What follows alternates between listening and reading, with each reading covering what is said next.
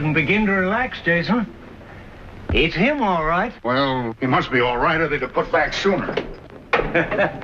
Seems to me that's just what I've been telling you ever since he left here. You want to look out, Jason. You'll have your nickel spent before you get to the store. What are you talking about? About that bad temper of yours that you're working up to spill on him. You'll have it all used up before he's even tied up at the dock. There'll be plenty left for him. Well, now, it may not be so hard. When a man gets to his age, and crippled somewhat too, don't tell me he still wants to see. You may not have to twist his arm. I don't care what he wants. I don't even care what happens about the boy. I won't spend another 4 years worrying about whether he's alive or dead out there. I'm glad the insurance company's taken a firmer stand. Jason, if your Captain Joy has got back half his health, it's my guess that he's going to do just exactly as he wants to do. You and the insurance company both to the contrary. So you better go down there and meet him. Get it over with.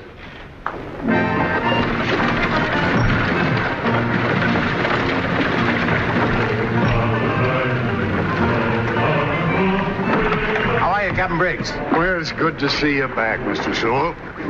Everything shipshape as always. Oh, sure. Everything's got to have its hair curl and its diapers pinned up for him to come into port. How is he, Lou? Well, he's left no doubt yet who's master of the vessel.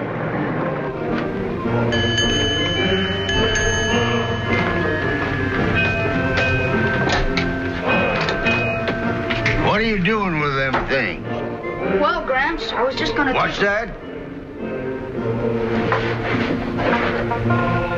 I mean, sir. You manner yourself according to being cabin boy until your 2 feet hit that dock.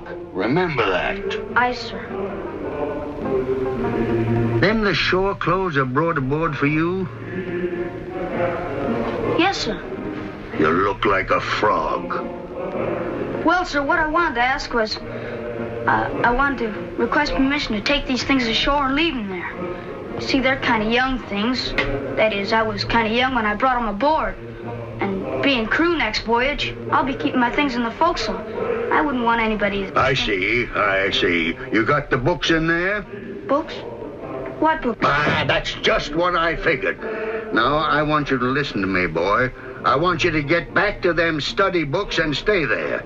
Maybe there ain't going to be any next voyage without you stay buckled to that book learning. That clear to you now? Yes, sir. All right, now, get to it, boy.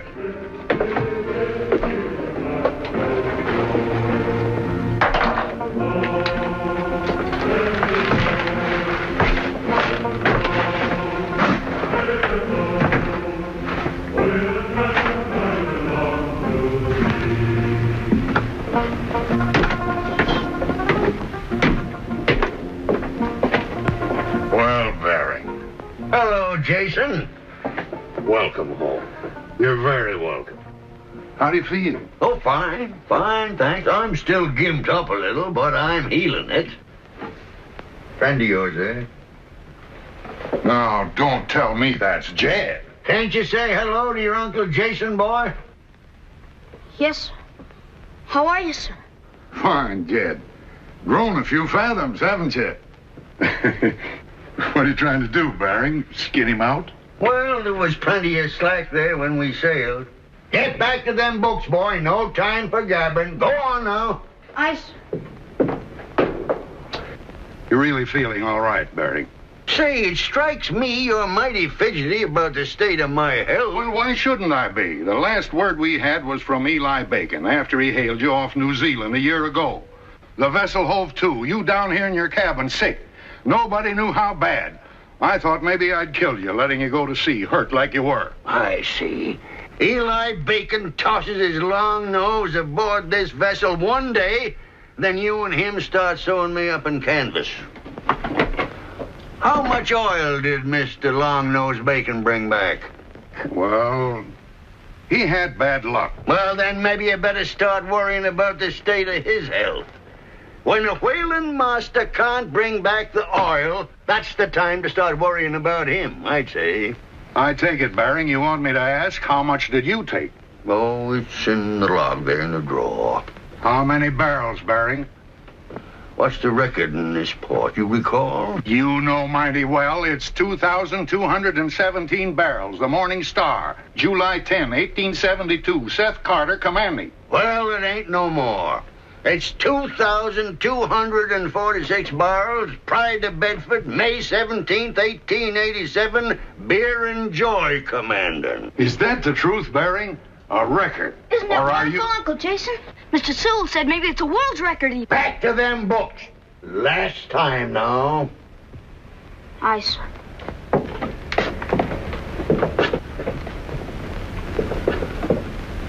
Bill Everett's still superintendent of schools, ain't he? No, he moved away last year. Oh, who took his place? One of the teachers, I think. Why? Nothing.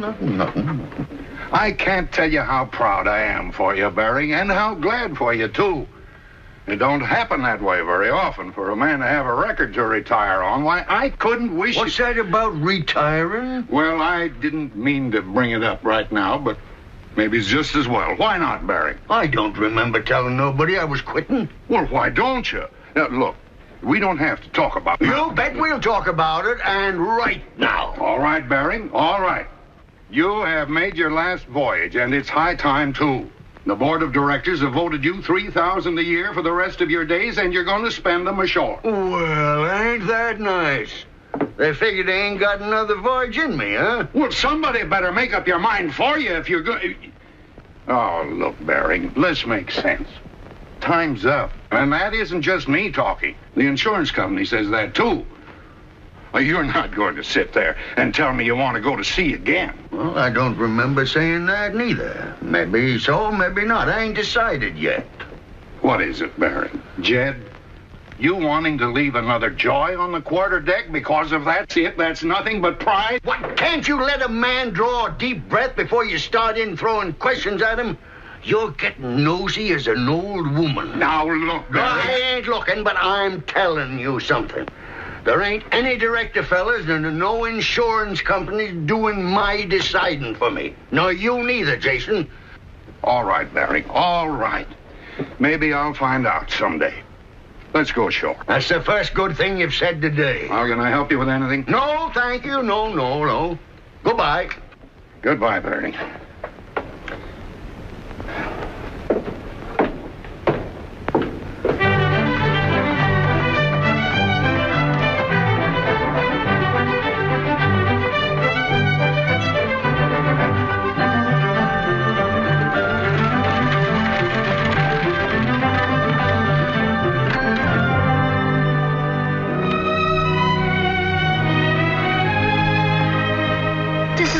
Gramps? Yeah, this is it.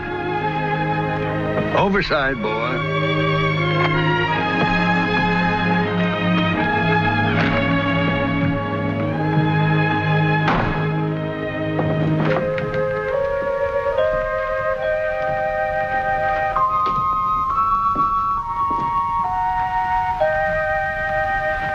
Golly, Gramps. It seems smaller than I remember it. Why's that? You keep coming back from wider places, boy. I recollect now. That's you, isn't it, Gramps? It was me. When you weren't so old. Huh? Let me see. That's your paw, isn't it? That's right.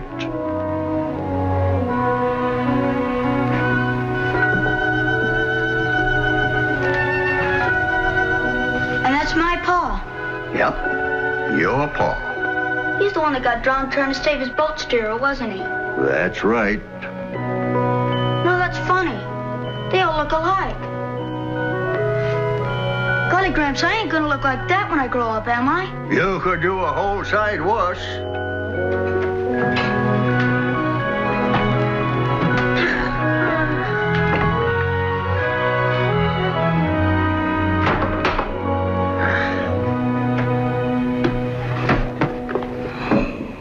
Starting this one, Gramps. It's the grammar book. Well, take anything you run foul of you don't know about. That's easy. What does parse mean? Parse? It says parse the following sentence. Oh, parse. Well, used like that, it means, well, there's lots of ways to explain it to you. I got to think of the simplest. Take a minute. Wait till I fill my pipe.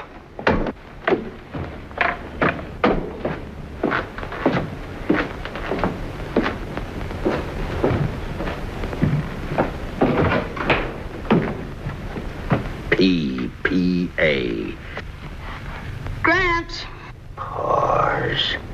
Verb transitive. From the Latin word P-A-R-S, meaning part. To resolve something into its component parts. Gramps.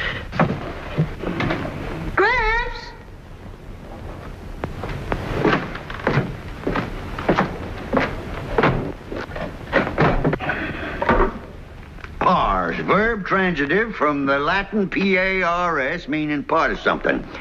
It means to resolve. To resolve, well, it means to take something all apart. Say, a sentence like, well, it's kind of like taking a knot apart to see how it's tied. Well, that's the way you bust this sentence up. Adverbs and adjectives. Interesting, isn't it? I'm scared, Gramps. What are you scared about? You're a mighty bright boy, ain't you? 1776. Come on now, say it. 1776. 17. Get a fix on it with your eye. Don't try and remember it. Go on, look at it. It's big enough. Now think, boy. You've got to. You want to go to sea again, don't you? Sure I do. Well, then, how many barrels the farmer got left? He had 9. He buys. Gramps, I can't think. I get all mixed up. I just can't think, Gramps.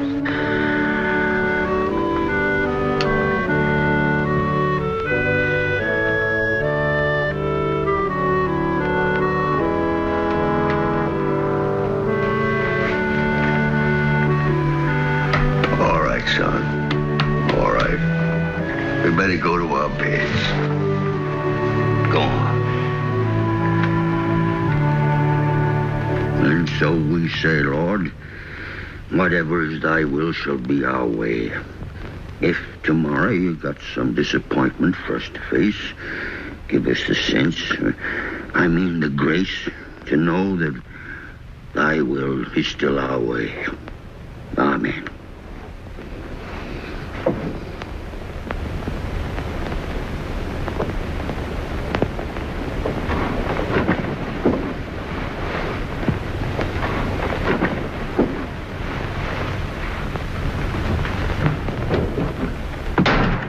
You were praying like I wasn't going to pass tomorrow.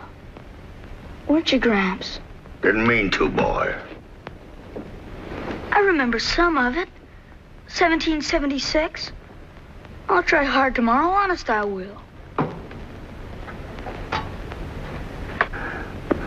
But I've been thinking, if it should just so happen that you don't pass tomorrow, don't let it fret you too much.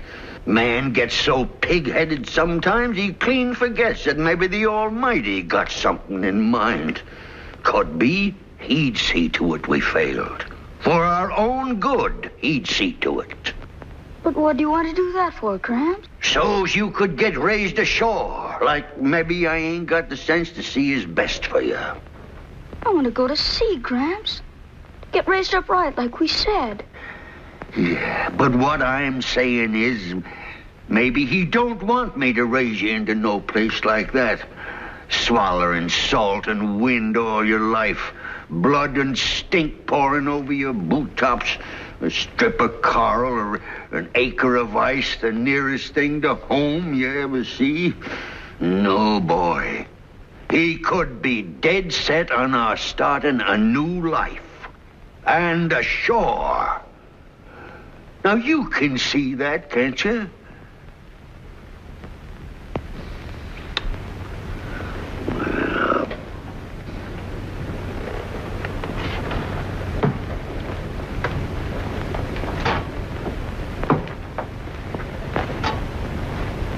I want to go to sea, Gramps.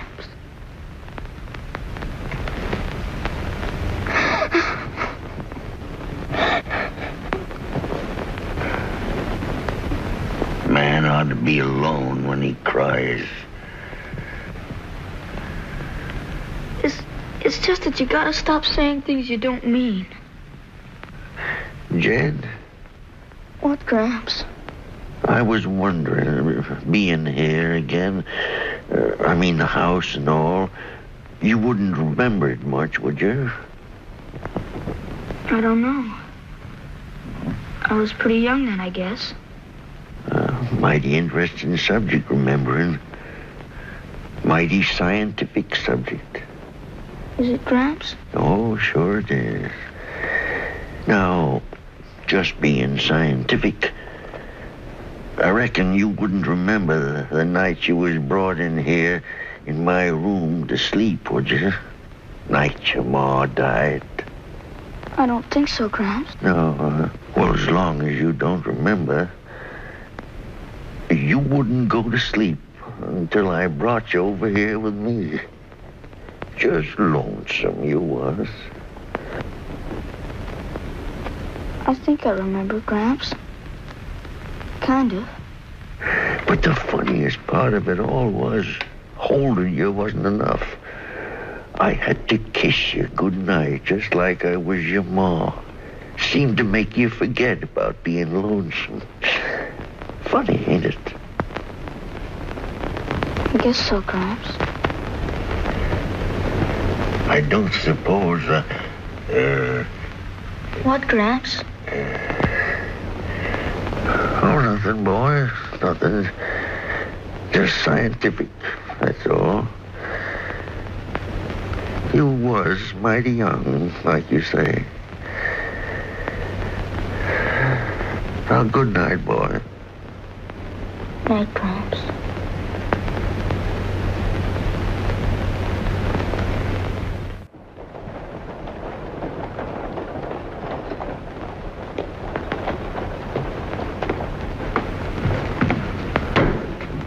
Bush.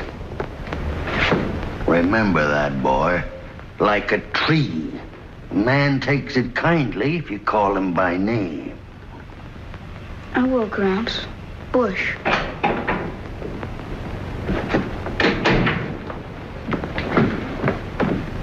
I'm Captain Joy. Oh, yes, Captain Joy. We've been expecting you. Mr. Bush will be through in just a minute. Mr. Bush has been looking forward to seeing you again.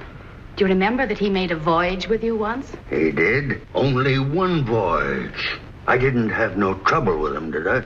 Well, I've only heard him tell about it. But I think when you got back to port, you told him pretty definitely that you didn't think he belonged at sea. I did, huh?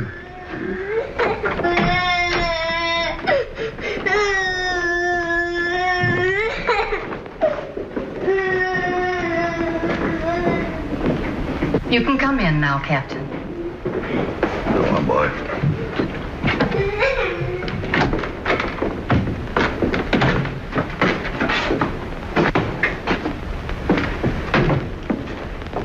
Well, Mr. Bush, it's been a long time. It's mighty fine to see you again. Well, it's nice to see you, Captain. How are you? Oh, fine. Fine, thank you, Mr. Bush. This is my grandson, Jed. I've been telling him about you. How are you, Jed? Fine, thank you, sir. Mr. Bush. Andrew, you look fine. You ain't changed a bit. I'm afraid, Captain, your memory's bad by about 40 pounds. Well, time don't let none of us be, you know. It taught me to take hold of that temper of mine. I always said the sea lost a mighty good man the day I took it out on you, Andrew. I always said that. You don't really remember me, do you, Captain? No, now. I wasn't any good at all on the sea. I guess I was the worst hand that ever went to sea. I was seasick most of the time. But I might have spent my whole life where I didn't belong if you hadn't told me the truth and put me back on the land.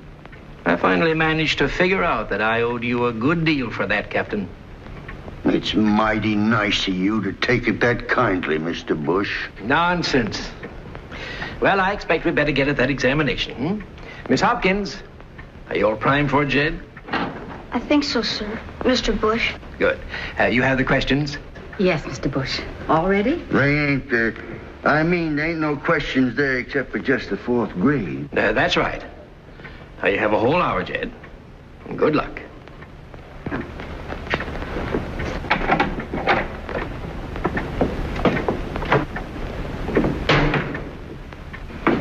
Sit here.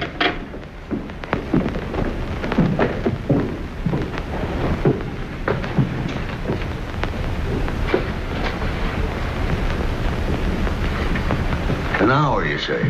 That's right. You can wait here if you like.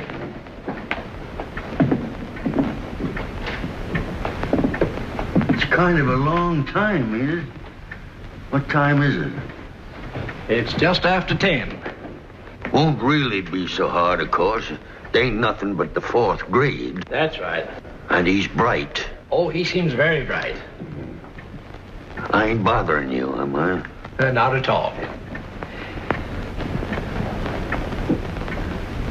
What time is it now?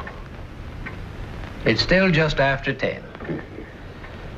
Don't worry about it too much, Captain. As you say, he's bright. You'd find him that, Mr. Bush, if you was to be acquainted with him. I was just thinking, if he don't get them questions just right, maybe if you was to talk to him, if you had some questions about whales or vessel, you'd see he knowed things. That's the main idea, ain't it? Well, in a way it is, Captain, but then there's the law. Ah, the law. I can't say I hold with their reasoning of it. Well, if it is the law, I hold with the law. Well, a man's got to use his time proper. There's a lot of errands I might as well do. An hour, huh? That's right.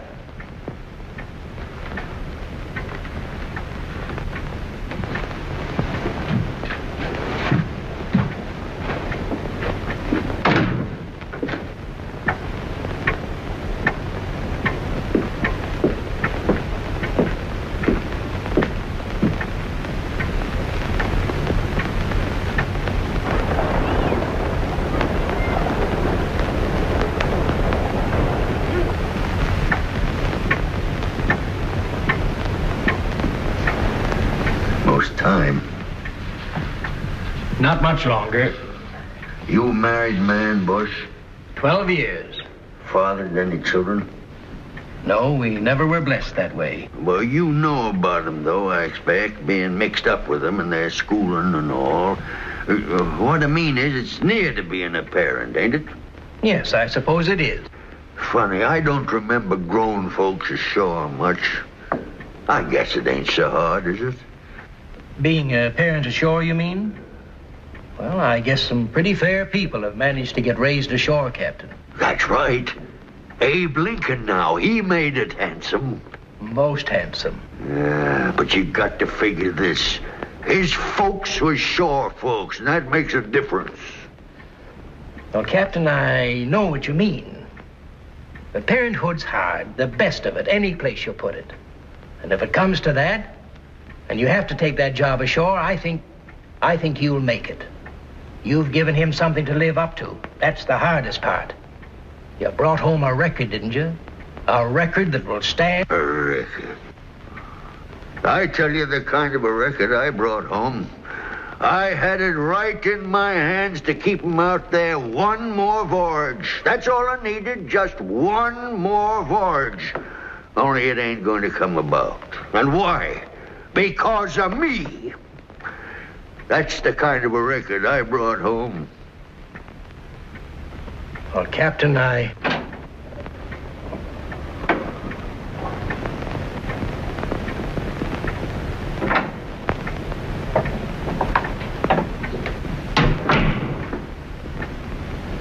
got some of them, Gramps. I hope. That's all right, boy. That's all right. About the grades. Maybe I'd better send you word. We'll wait. I'll try and hurry it up.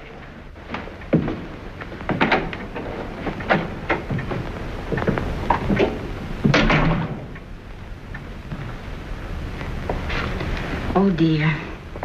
As bad as that, huh? He almost cried. He tried so hard. Maybe the arithmetic is better.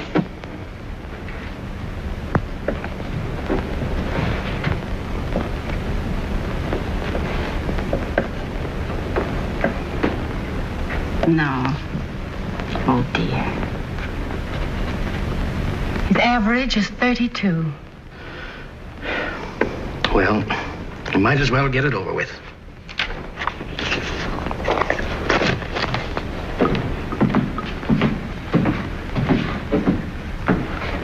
Are you sure we gave him a fair chance, Miss Hopkins? Well, of course I'm sure. If you mean that... All right, that you all think... right. I'm sorry.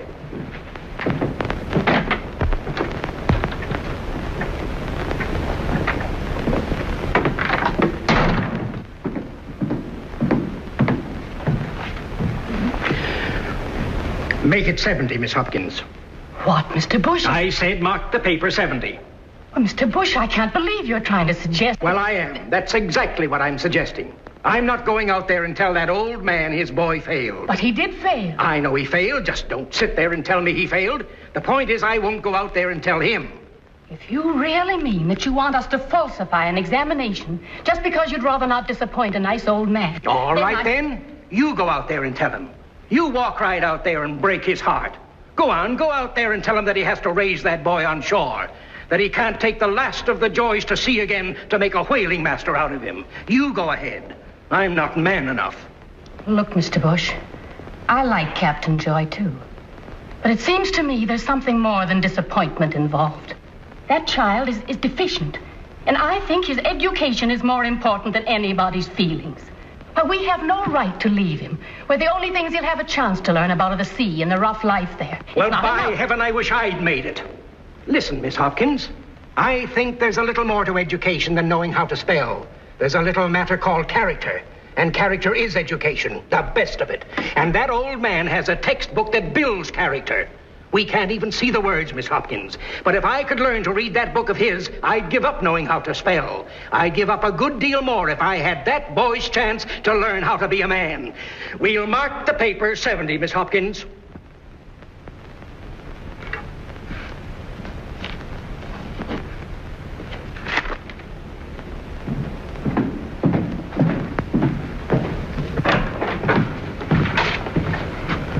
What did he get? 70. What's passing? 70. What do you think? Gramps. Jason, what blows around here? What have you done about refitting my vessel? Oh, well, Bering, we haven't done anything till we talk to you again. And Bering, this is Mr. Lunceford. Captain Joy, Mr. Lunceford. How do? What do you mean you ain't done nothing, Jason? Well, the last time I talked to you, Bering, you seemed a little uncertain about what your plans were. Uncertain? When was I uncertain? We must have passed. Past who? Jed, what was his grade? Jed, what's he got to do with it? All right, Bering. When do you want to sail? Whales are waiting. We got a crew to line up and the first mate to find. Oh, yes, a mate. Funny. I was just talking about that with Mr. Lunceford here. Oh, you was, huh? Yes, you see, we've had our eye on Mr. Lunceford for a long time. He's been doing fine up in Boston. Fine record. I think you might like the looks of it, Bering. And if he could just sail with you once, you know, have a chance to learn under the greatest master in the trade, well, I thought maybe it might work out fine all around. That's fine.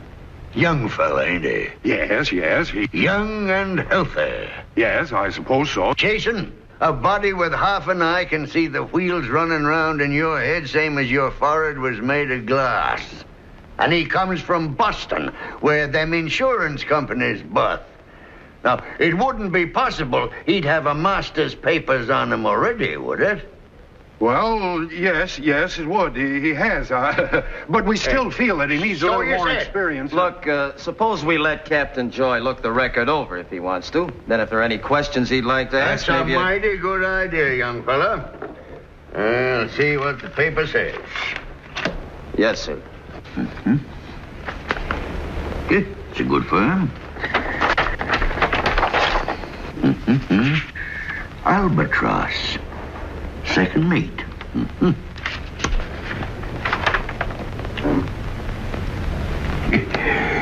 Now, there's something I never come across before. Going to school to learn how to take whale. I think the record may mention a few voyages, too, sir. What did they learn you in that school? About taking whale, I mean. I studied marine engineering, seamanship, navigation, marine biology. Marine by what? Biology. Now, there's something I'd take it mighty kindly if you was to tell me about, Mr. Lunceford. Yes, sir. Marine biology covers the feeding habits of the whale, his seasonal movements, his breeding and calving habits. You don't say. Now, that's mighty wonderful interesting. Bering, I think that... But I tell you, there's something that worries me about that school. For mighty nigh 200 years, my folks made a tolerable living taking whale, and not one of them ever studied that marine by whatchamacallit. You reckon we was all that time not knowing that we didn't know what we was doing? Listen, Captain Joy, I'd like to have been a fourth-generation whalerman. All right, I'm not. But I do know my trade, and I can stand up against anybody. I think we've talked long enough. I'm sorry, Bering. I thought you'd be very pleased with Mr. Lunceford's record, but apparently you... Whatever give you such a notion, Jason? He suits me fairly proper. But I thought that you... quit sputtering and let Ben sign him up. Well, I'm glad you feel that way, Bering. Yes, I thought that... Ought to make a mighty interesting voyage. Plenty of time for Mr. Lunceford to tell me about that, by whatchamacallit. And there might be just a little point or two I could tell him against the time when he was going to take over a command. Command of a vessel of his own, I mean.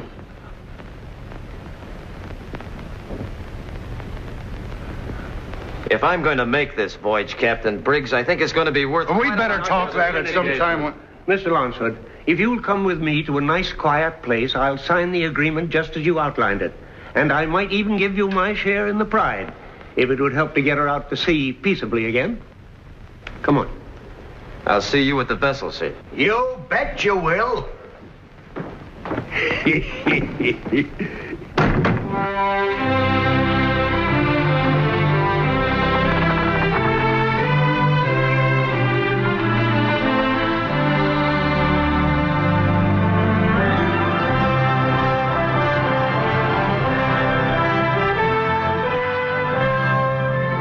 The business of this vessel is the taking of whale. We don't go home till we've a full cargo. You'll get justice aboard with no favoritism. But I better not run into no shirking, cowardice, nor just plain meanness. I aim to bring you back better men than when I got you. Bear and bow your heads. Oh, Lord, we ask thy blessing on this company that go down to the sea in ships, that will see and know your works and your wonders in the vast deep. Amen. That's all. Mr. Lunceford, I want a word with you now. Yes, sir. Mr. Sewell, take over.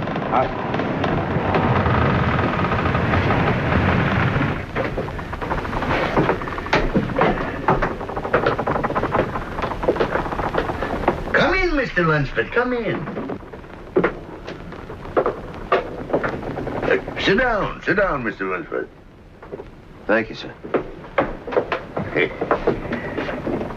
Well, I thought we might just chat a mite. What do you think of your new berth so far, Mr. Lunceford? She's a fine vessel, sir. Some good things about her, maybe. Not many green hands. You may have noticed that most of my crew generally sign on again. Out of affection, no doubt, sir. Could be, Mr. Lunceford. That's possible. And now, well, likely tain't necessary, but we might touch on a point or two concerning the general conduct of the vessel. On my vessel, I have no contact with the crew. I deal with them entirely through the first mate and don't meddle. For instance, it so happens I got kin aboard. But his being my grandson don't make him no different from no other forecastle hand. Yes, sir. Fine. Well, I figured we'd think alike, Mr. Lunceford. That's fine. Now we got a special little problem. A kind of official commitment of the vessel, you might say, Mr. Lunceford. And it being that, of course, I know that you'd want to see it handled proper. Well, I suppose so, sir. My grandson, Mr. Lunceford, was permitted to go to sea with a firm understanding on the part of this vessel that he receive his proper portion of book learning like the law says now. Whilst he was cabin boy, I discharged that duty. I did a fair, proper job, I might say. But being crew now, it's different. Of course, I dasn't meddle with crew no wise whatever, like we said. You see, Mr. Lunceford? Well, yes, but I don't see... A mighty vexing problem it was, until it come to me to remember you and your schooler. Just like the hand of Providence it was setting you down on this vessel, because from now on it can be your duty to oversee his book learning just like this vessel promised. Oh, now, just a minute, sir. My time's going to be pretty well... Get the lessons in any time. Your off-duty hours will be fine. That's all, Mr. Lunceford. Yes, sir. Don't look so long-faced, Mr. Lunceford. I had the feeling when you come aboard you was ready to take on extra duty if the chance showed itself. Yes, sir.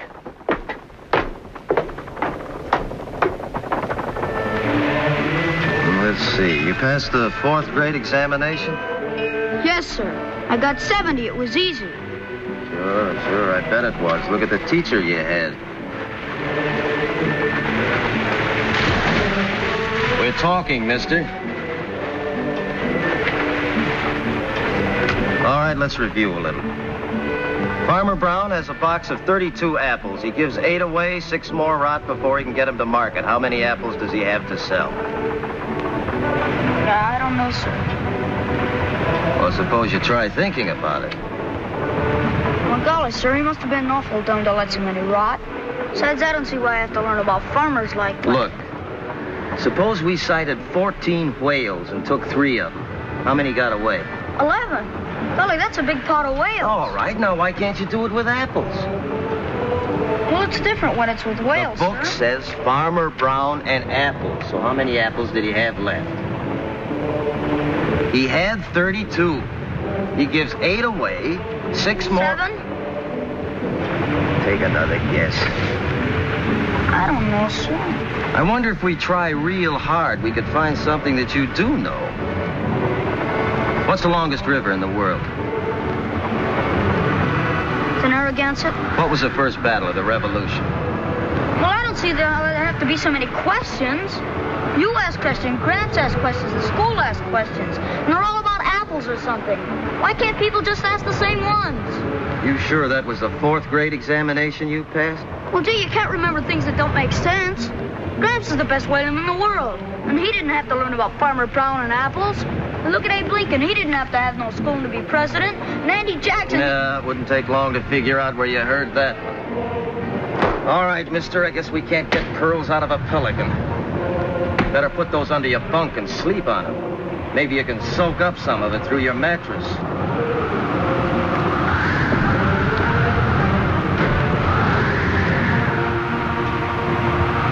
And hurry up now. Everybody, on the deck. Come on. Down there, Jimmy.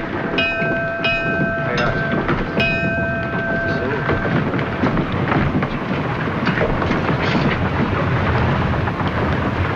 Mr. Sewell will tell you about him?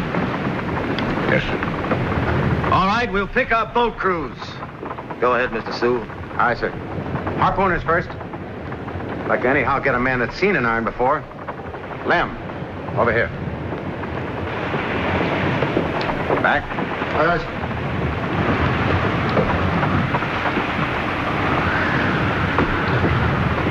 You. Blair. You. All right, Sheriff. Hey, fella. Over there. All right, Hopper. You.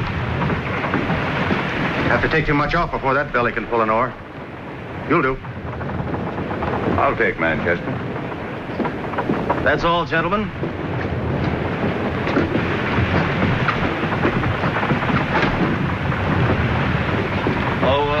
Mr. Sewell, Yes, sir? assign the extra men to special duty. And if any of them show any particular aptitude to learn, report it to me. I rate the desire to learn ahead of experience. A man will go further in the end. Oh, you better report to the cook. Maybe there's something you can do to help him.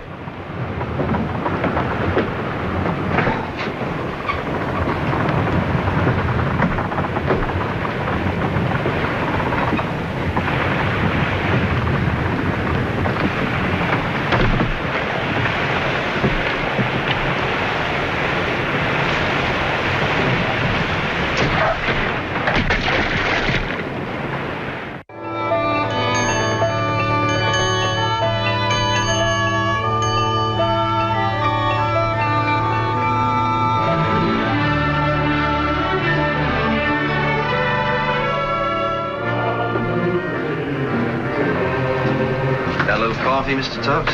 Sure.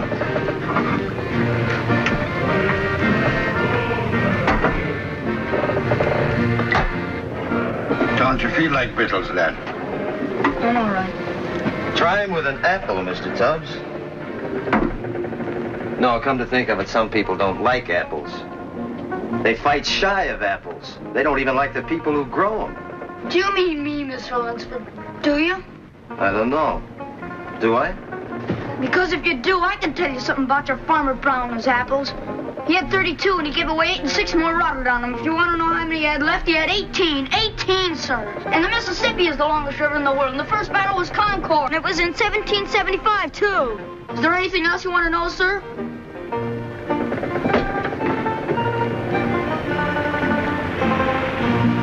Six times 11 is 66. 6 times 12 is 72. Yes, I know a lot of that stuff. Is there anything else you want to know, Mr. Lunceford? I don't want to know any of it. I know it already. Now, that brings us to 7. Mighty interesting number, 7. I bet it is. Oh, you don't think much of it, huh? All right, then, let's try something else. Whales, for instance. How big is a bluefin calf when he's born? How big is he before he's mature enough to take? How old is he before he begins to travel? What does he eat that's different from other whales? Well, come on, mister. What's the matter? How big is he when he's born? Oh, 20 feet about.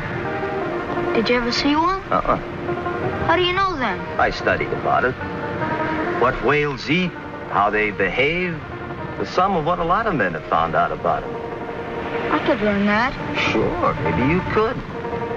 Lots of interesting things to learn about once you get the hang of studying. Now, take the 7s, for instance. That's a mighty interesting number in a man's life. When he's 7, he changes from a child to a boy. And what's twice 7? 14. That's right.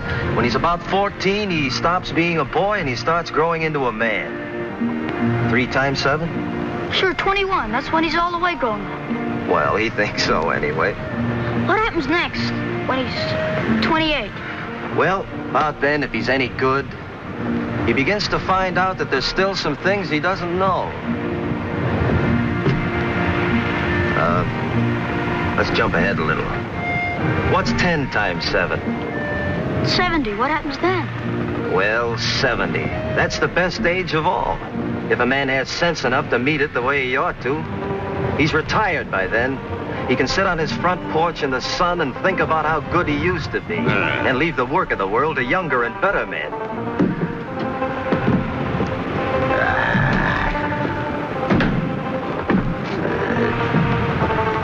All right, that's enough for today. We did pretty well.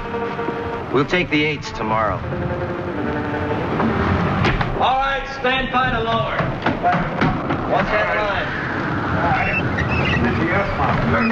Mr. Joy. Yes, sir? I'd like to inquire about your schooling. Oh, it's fine, sir. It's not a bit hard the way Mr. Lunceford teaches it. Well, that's fine. Like in geography. He doesn't just make up the names of places. He draws charts with bays and all, showing where the whales go. Well, that's handy. Maybe we can just boil down them charts. And in arithmetic, he makes sense out of it, like dog bark navigation and how you use it. Dog? What kind of navigation? Well, sir, it's like when we're in a fog and we're near land or something.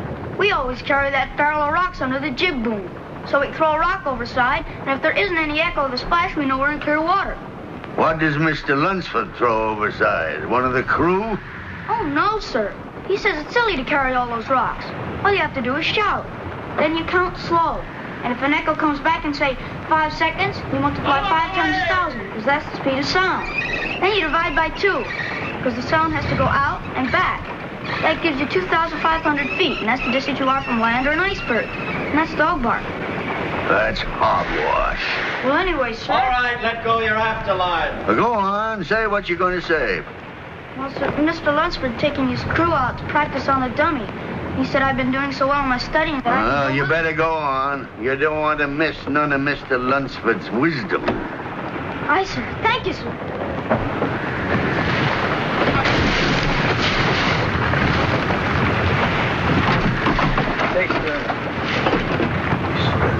Flag it off. Mr. Lunceford.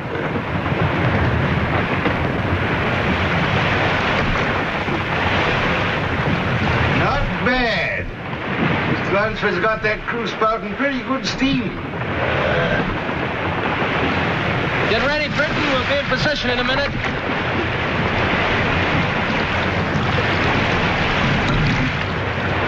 Mr. Sewell, let her fall off into the wind about 2 points. I see.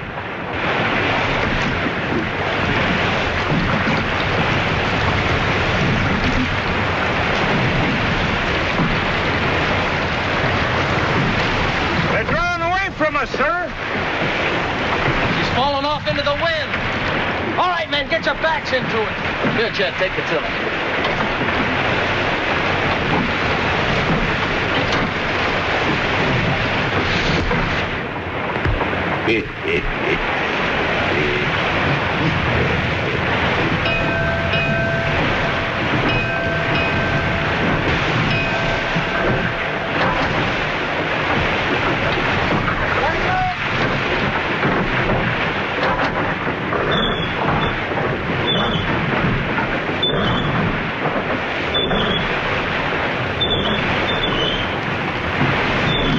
Who's the jokester aboard who filled that extra sail? Nice practice, Mr. Lunceford. Nice, long practice. Very commendable. We might just as well have pulled for land. I expect you could have made it, too, Mr. Lunceford.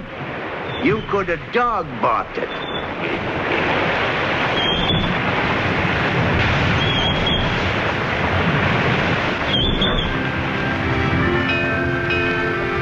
Found a cup of coffee, son? No, thanks. You ain't got it figured out yet, have you, Mr. Lunceford? What? What are you talking about? Why he done it? That's easy. Some people spit meanness just for the fun of it. Don't cover it. You ain't had much truck with feelings, have you, Mr. Lunceford? Nor kids either. You've been too busy getting ahead, I expect. Are you through in your galley, Mr. Tubbs? If you had, you'd know a piece of jealousy when you seen it. What are you talking about? I'm talking about him and the boy. Can't you see nothing, young fella? It's plain enough. I ain't blaming you none. He kind of took the boy's feelings for granted. Same as we all do our kin. And you're nearer the age where the lad ought to find his fathering. But I'm telling you something, Mr. Lunceford. You're taking something you got no right to. You haven't been in the grog, have you, Mr. Tubbs? No, sir, I ain't. Then let me tell you something. I don't think that old man loves anything except himself and whale oil. His only interest in the boy is that Generations of Joy stuff. He's the one dumped the kid on my deck. All I've done is try to hammer his little ABCs into him. But don't tell me the old man would care if I was rocking him to sleep every night. I clean mad, sir. Why do you think he's out here when he ain't got the strength to be anymore? What do you think's driving him on? It's his love of the boy. I can see it. I can see something else, too. Somebody can get hurt. And it ain't going to be him. Not now, Mr. Lunceford. I'll kill you first. Slush, you're a nice fellow. And I think you believe everything you say. But that doesn't necessarily make it true. I don't mean a cobbler's nickel to the boy. But if that's all it'll take to make you happy, that's easy. I'll dump him back in the old man's apron, and quick, too. I haven't got time to get mixed up in anybody's sentimental bedtime story. But it ain't going to be as easy as you think. No? No. Good night, Mr. Tubbs. Good night, Mr. Lunceford.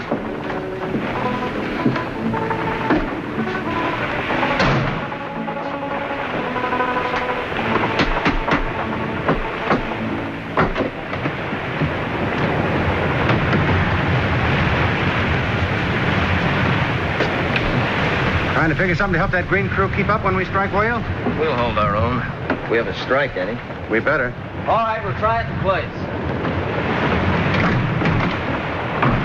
What are you doing, Mr. Lunceford? Haven't you some studying to do, mister? Yes, sir. Then go do it. All right, let's go.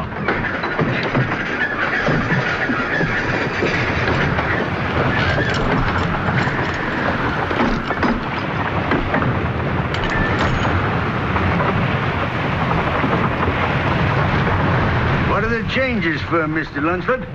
I want 6 inches more rake, so I'm modernizing the gear, sir. A high-peak gas. Something like the Bermudans will keep sail aloft and bring the center of pressure closer to the center of gravity. I see. You think that'll help, huh? She'll be a lot more seaworthy and a lot faster. I see. Well, it better, Mr. Lunceford, or you'll be paying for destroying ship's property. It's a mighty strange thing, but them boats have been managing to take their share of whale for a sight of years now. Center of gravity or no center of gravity.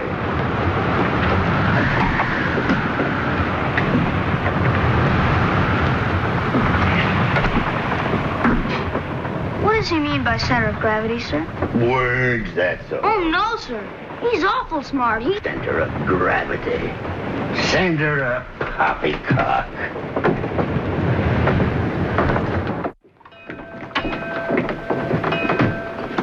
Oh, will you take this down to Mr. Lunceford? I'll take it, sir.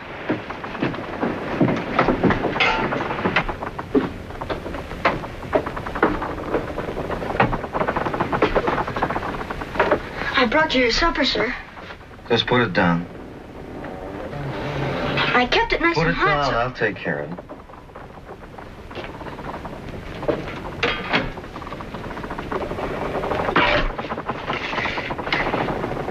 Mr. Lunceford, do you want to hear? I got all my studies, just like you said. Look, you'd better run along now. I'm busy. I'll hear your lessons later when I have time.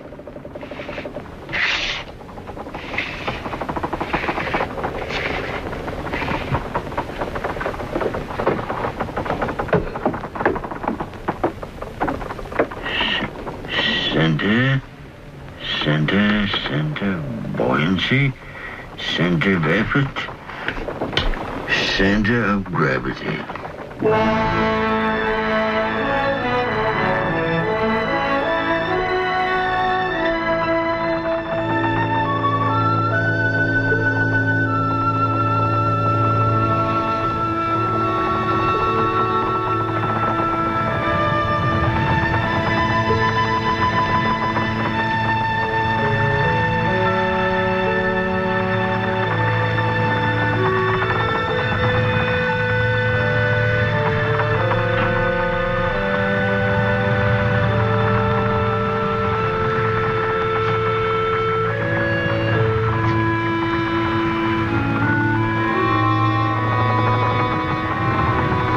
Doing out of your bunk?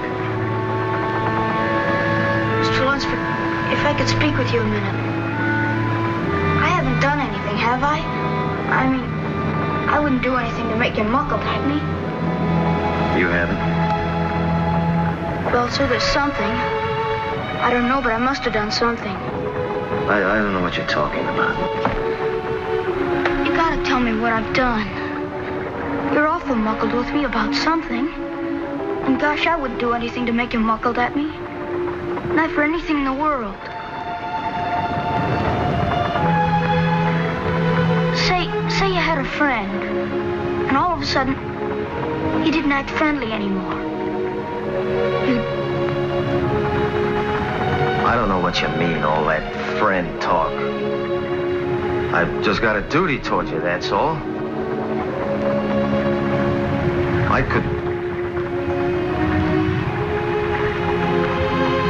No, you haven't done anything. Look, you better run along now. It's late. I'm not sleepy. Sure you are. Look, you gotta keep your eyes open. You want to be ready when we hear your lessons tomorrow, don't you? Yes, sir. Good night, Mr. Lunceford. Good night.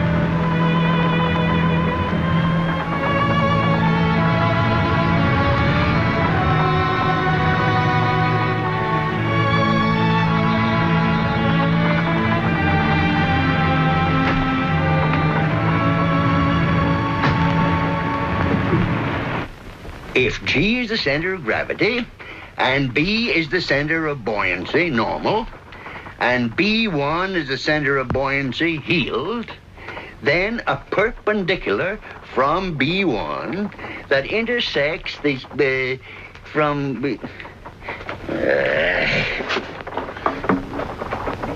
perpendicular from B1 that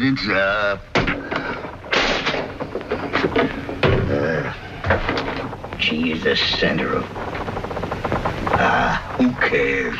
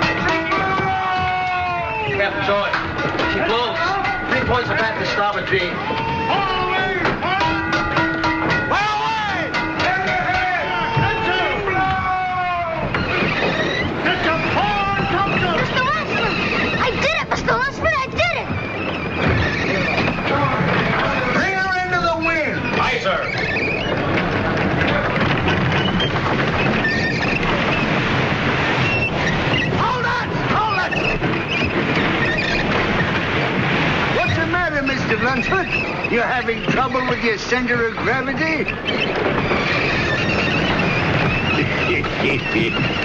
All right, flag it off.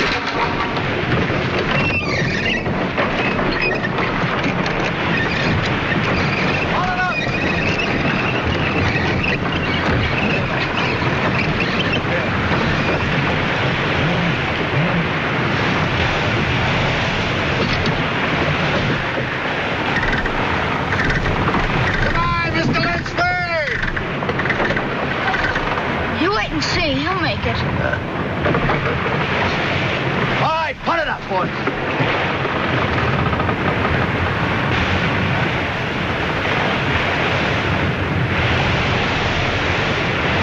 He's catching them, look. I can see, can't I?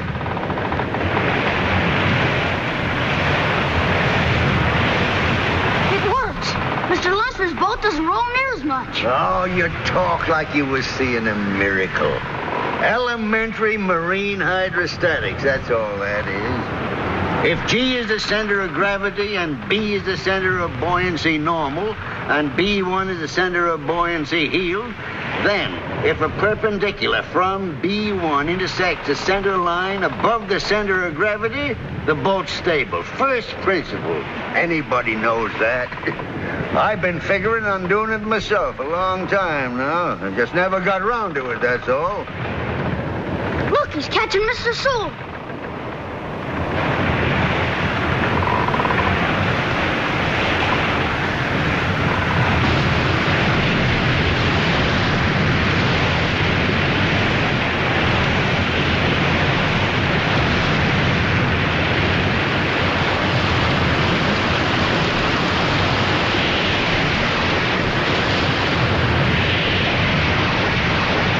your halyards and let her down!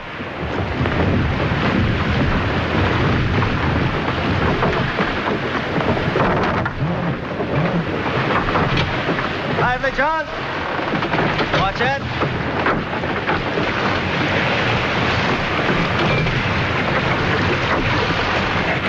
Want to see who gets first whale now, Mr. Lunceford? Whenever you're ready, Mr. Sewell. All right, heave to it. All right, break out your oars. Break something, you lily livers.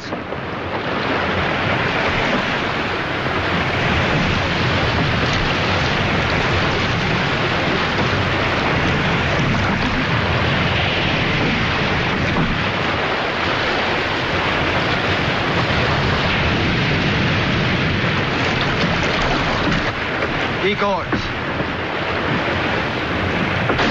Had enough, Mr. Lunceford? We'll leave him to you, Mr. Sewell. All right, bring in your oars.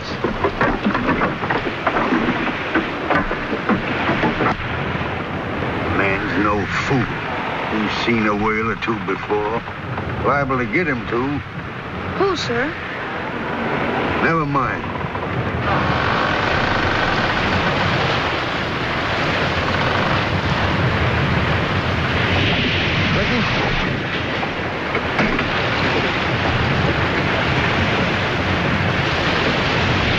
About a 90 barrel. Ought to breach in about 10 seconds.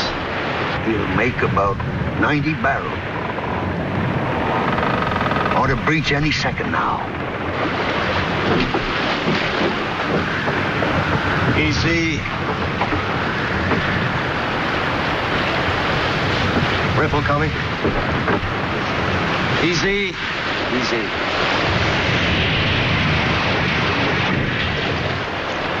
Hold it.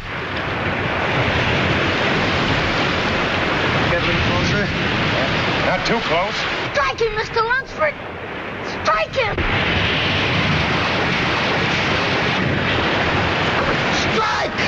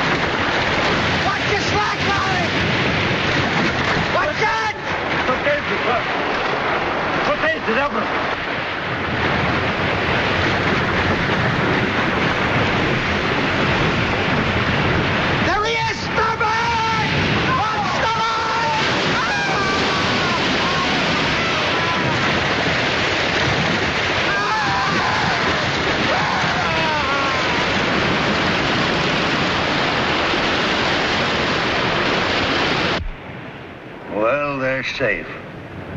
Looks like nobody's bad hurt. Could I have the glass, sir? All right, boy.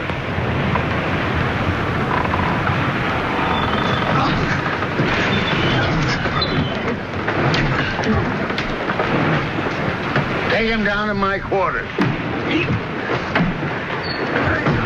He's not badly hurt, sir. You made the right choice, Mr. Lunceford, and you made it quick. That'll appear on your record. You best break out the cutting stage. Mr. Sewell likely bring in the whale. Aye, sir.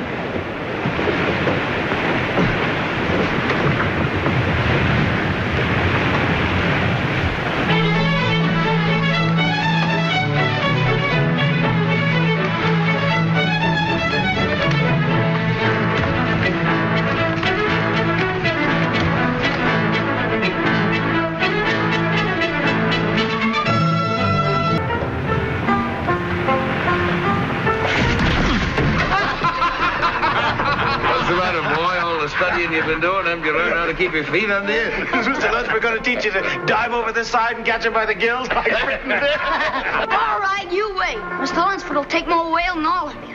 He knows more about whale than all of you put together.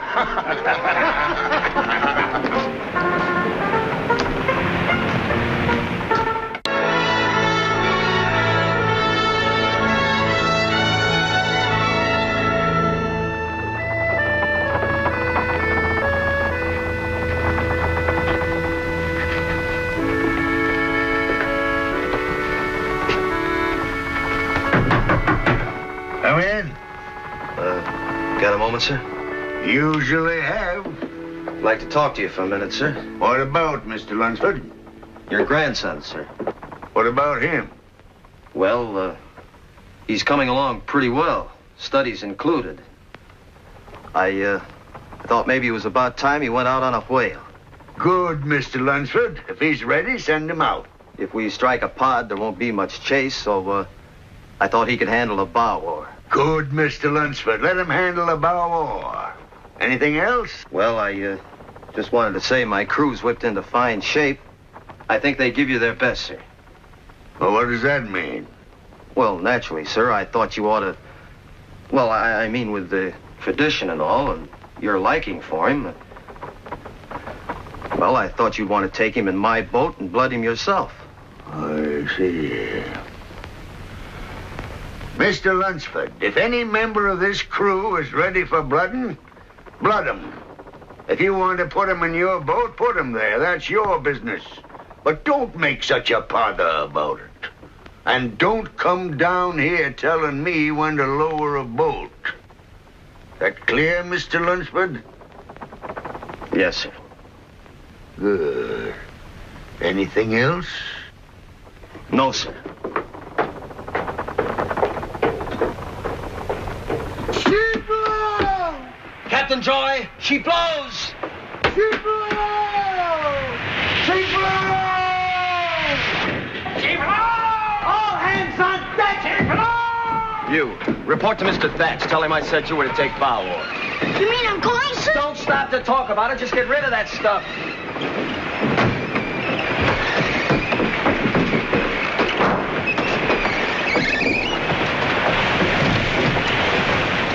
Mr. Lunceford said I was supposed to report to you from bow oar. All right, get aboard. Lower away!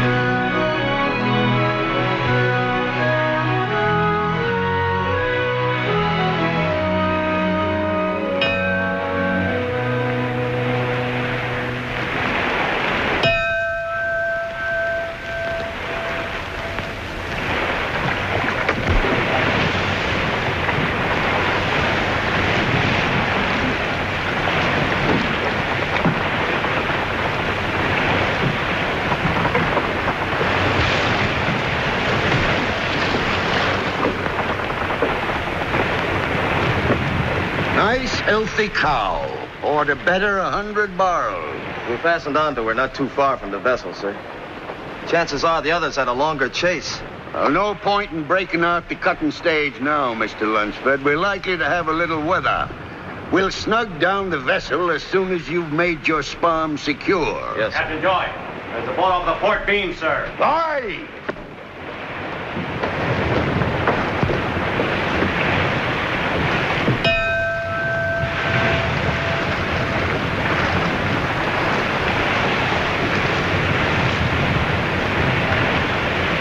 It's Mr. Sewell, sir.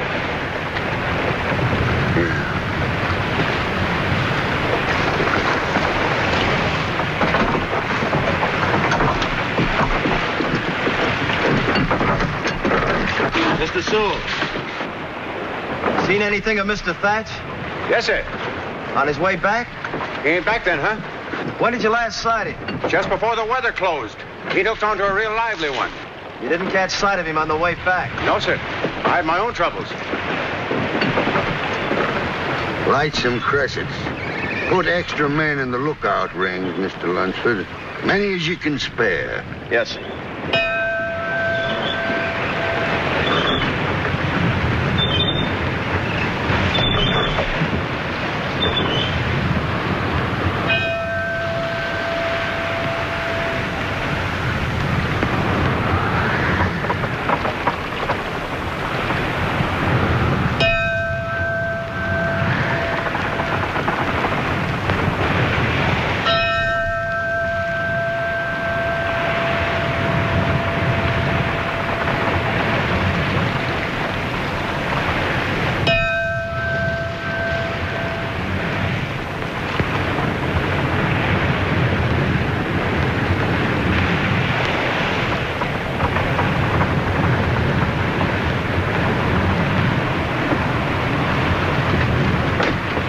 The old man eat his supper? No.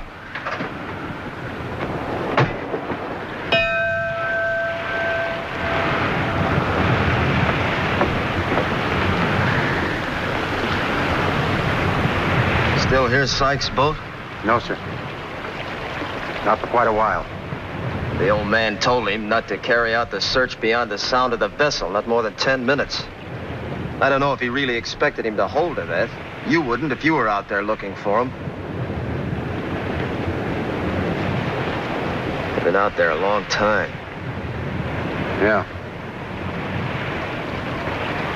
Well, they could still be all right. Mr. Thatch is a good man. No use talking to him about putting over another boat, I suppose. Not him. He's got his rules. Well, suppose he breaks them for once. Who does he think could hold it against him? That's his own kid out there. What good are his rules going to do him if anything happens to him? I don't know, Mr. Lunceford, but I do know he won't lower another boat. I would. But maybe that's why he's master, and likely I won't ever be. When we lost Mr. Parkinson last voyage, he lowered one boat for the search. He ain't going to do any different now. And if it was him out there, he'd bust any man that done it different. Maybe that's why he never has any trouble with his crews like other men do. They know he ain't never even bent a rule. A man ain't the best master in the trade for nothing, Mr. Lunceford. Yeah, I'd lower another boat, but he won't.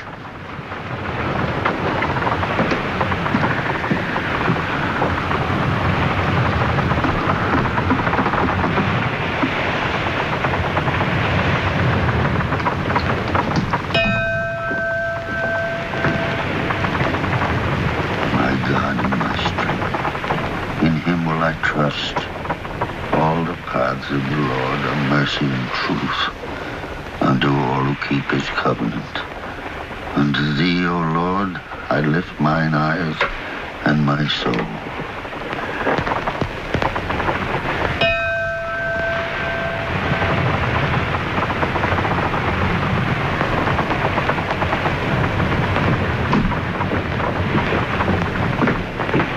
Britain. Aye, sir. Get the boat crew together and get some cressets and tell them to keep their mouths shut about it. Aye, sir.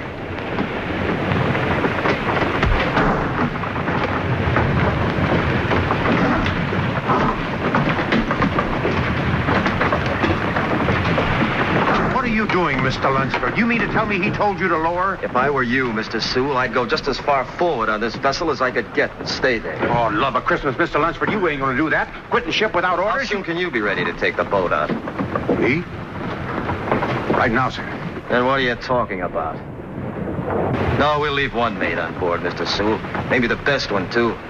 Go on, go forward. All right, John, lower away and quietly now.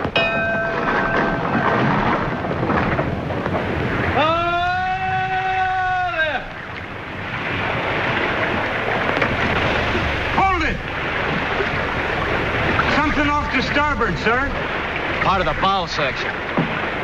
Hull must have come back on him. Made little enough pieces out of it. Oh, there!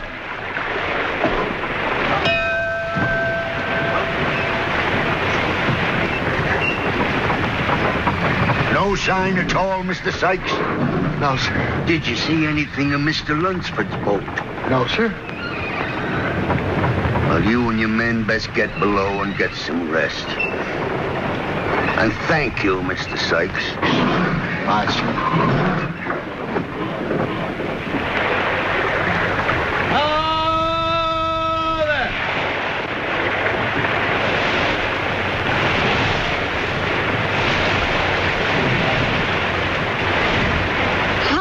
It'll be light, Mr. Thatch. About 3 hours to daylight, Jack. The fog could lift when it's daylight, couldn't it? Good boy. Maybe it will.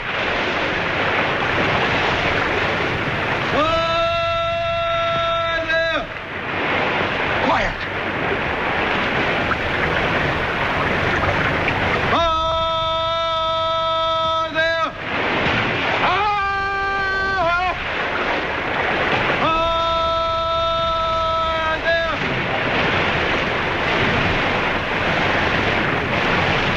It's Mr. Lunceford.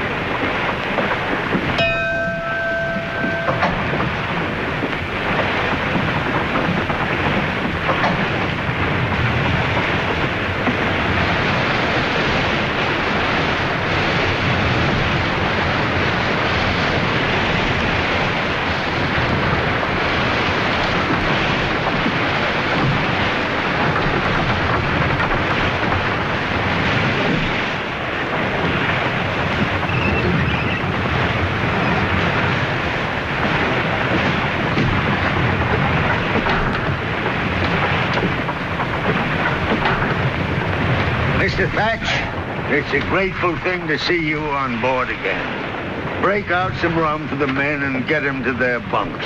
Aye, sir.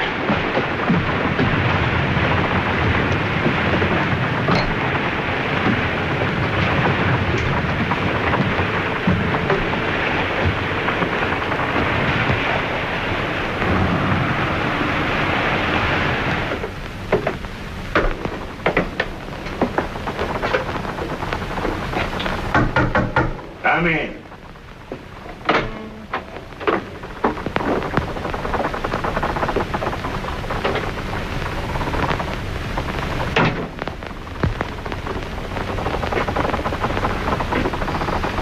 I got to say this to you first, Mr. Lunceford, that as a man, I am grateful beyond measure for what you've done.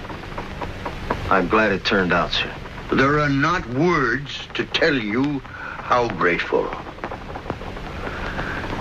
But in doing what you did, you violated my authority.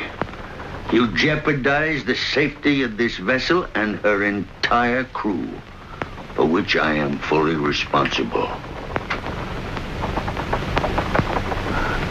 Was there any question in your mind that you were violating my authority? None, sir.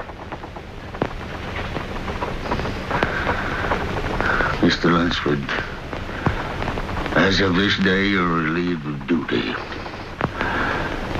We'll continue taking whale until we have to put into port for supplies, likely Valparaiso. You will be put ashore there. In the meantime, you can keep the first mate's cabin and have the freedom of the vessel. Thank you, sir.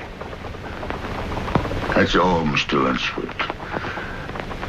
Mr. Lunceford, this entry I must make against you here, I'd like you to know I don't take no pleasure in it. I've no quarrel with it, sir.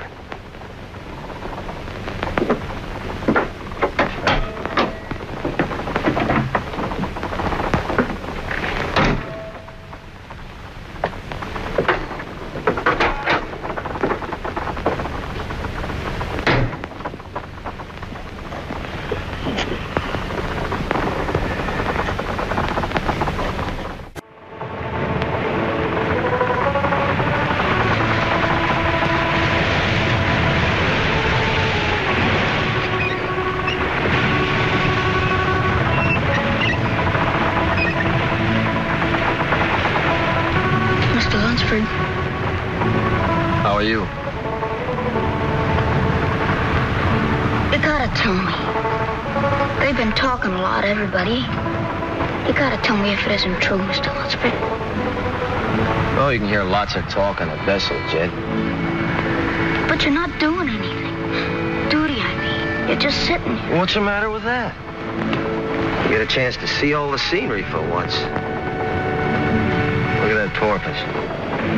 I never had time before. Then he did. He took you off duty, and he's gonna put you ashore, isn't he?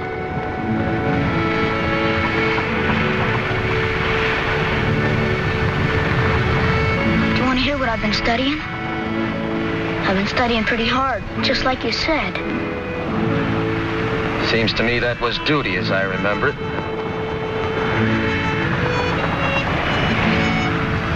But what's gonna happen? Maybe you'll lose your master's license. And all you did was come after me, Mr. Thatch, and the rest. He hasn't any right to... Who says he hasn't? He's the master, isn't he? He didn't enjoy doing it, but he has his rules, and he has to live by them. You ought to have that in your head by now. But it was on account of me. He has no right to... Right or wrong, master or mudhook, why'd I have to run across you and him in the first place? Him and his dead center Bible, and you and your growing up. That's a career for you. No, I didn't mean that. I don't know. Back to work, sailor. Forget it. Go on, get back to work.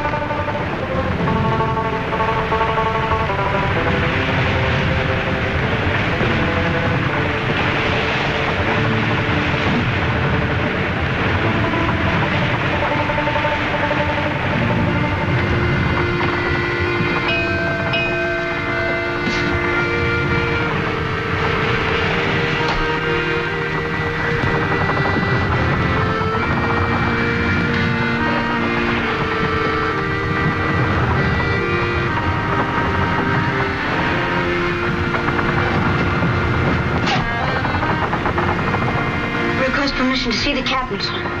What do you want to see him about? It's a personal matter, sir. Don't you think you'd better talk it over with me first? No, sir, it's personal. All right. Come on.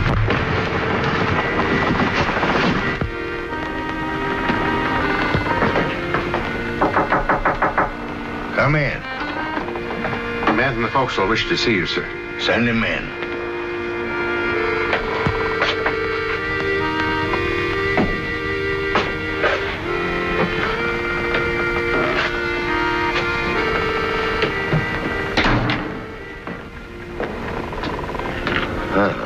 Take it that you got something important to talk about. Yes, sir. Well, important things are worthwhile thinking about a good deal. You got it all thought out? Yes, sir. Well, if it's important, you and I have got a special reason for talking it out, man to man. I came to talk to you as the master of the vessel, sir.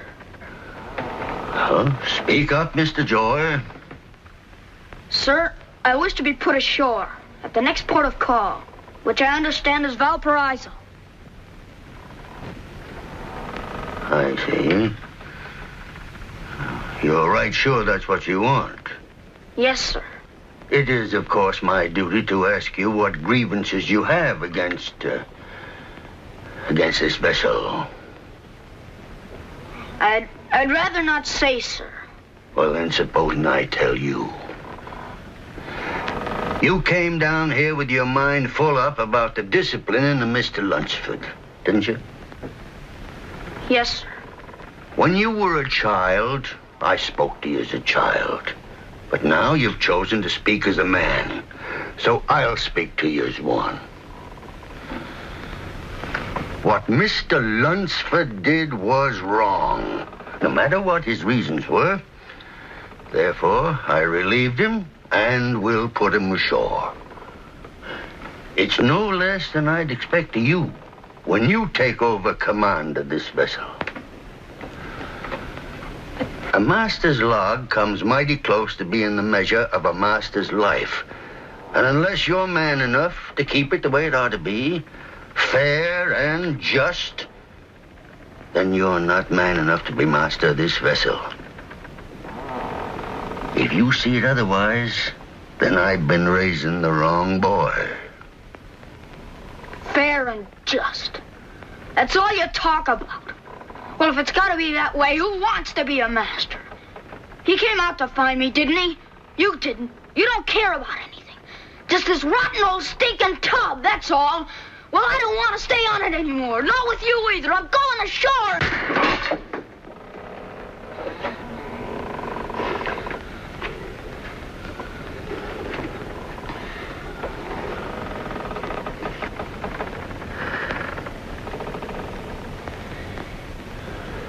That's all, sir. I'd like permission to report forward.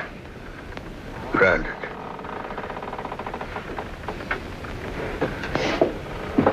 Just a minute. I struck you in anger. You're entitled to file charges against me. But I want you to know it wasn't anger at you, but at myself. I failed to make you the kind of a man I hoped you'd be. You can go now.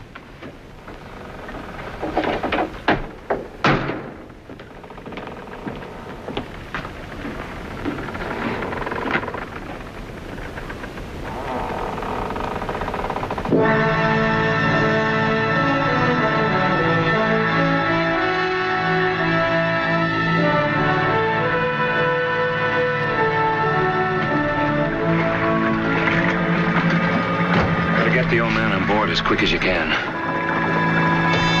have it. Now, lower away.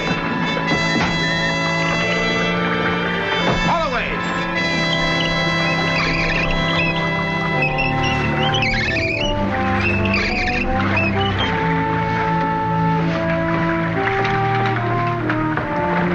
I got some hot coffee for you, sir. Start cutting in, Mr. Sewell. I got some work to do below for a spell. All right, sir.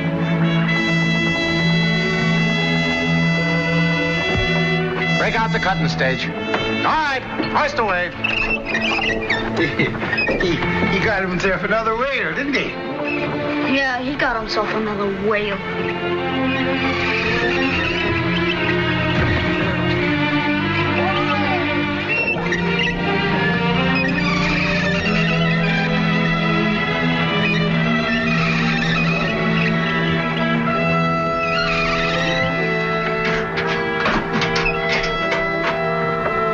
Neither of them seem to be weakening any. Weaken? Huh. That ain't in the charred blood, Mr. Lunceford. Well, I suppose I better take him up his supper, and he'll take it out on me, too. If I take him a broth, he'll cuss it for belly wash. If I take him hard victuals, he won't eat it. I'm scared, Mr. Lunceford. You ought to have seen him when he come aboard. I saw him. But I wouldn't start worrying about him until the day he stops cussing you.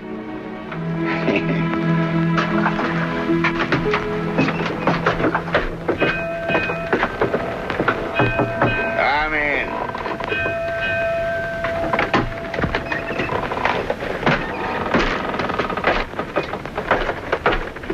What you got there? Belly wash. Yes, sir. Put it down. Where's Mr. Lunceford? Mr. Lunceford, sir. Mr. Lunceford. Find him, tell him to come here. Hey, sir.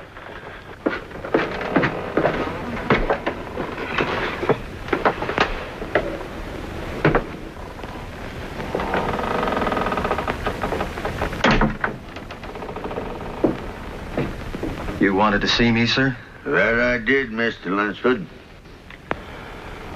Well, it looks like your day was here at last. What do you mean, sir? As I seem to remember, you have a master's license. I hope it's in proper order. Because as of this day, you'll take over this vessel. I'm too sick to continue in command. Are you sure it's that bad, sir? Oh, sweet suffering codfish. I know how sick I am. You think I'm doing it for pleasure? Well, young fella, Now you got your vessel. Yes, sir. Then I think the first thing we'll do is turn back for Montevideo and a doctor. You'll continue taking whale, Mr. Lunceford. No South American pill roll is going to do me no good. I'll be out of here in 10 minutes, and then you can move in. Oh, no, there's no need of that, sir. I can just stay where I am. The master don't occupy the master's cabin. Now, where did you learn that, Mr. Lunceford?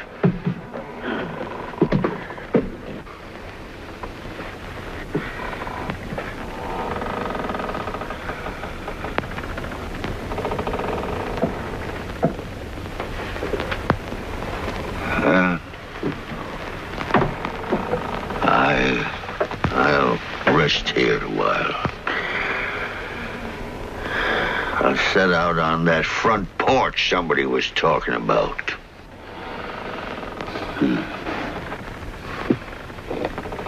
Bed feels kind of good at that. I was born in this bed, up in the Bering Sea. That's how I got my name. Bet you didn't know that. My pa took my ma with him first voyage after they was married. Only voyage she got to make with him because of me, I guess. Kind of a mean trick to play on a boy, though, giving him a name like that.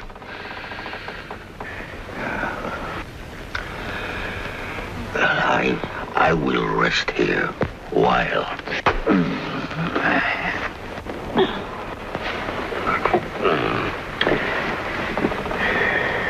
I'll be out in just a minute, though.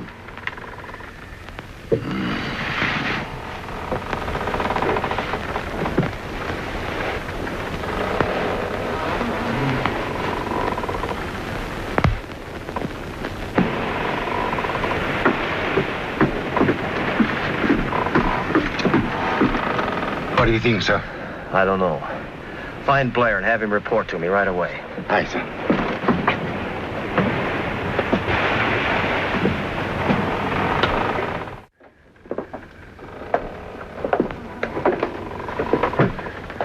What do you want? Open your shirt, sir. Go away. Open your shirt, please. I ain't got no intention of doing no such a fool thing. Now, look. It shall be the duty of the master of the vessel to examine into the physical well-being of any member of the crew and render any medical aid he deems necessary. Section 7. Silliest paragraph was ever written in the Seaman's Act. What right do you got to go fooling around a human body? Not me, sir. Blair. He had a year in medical school. Seems to me there's more schooling around here than whales. We can only boil oil out of them books now.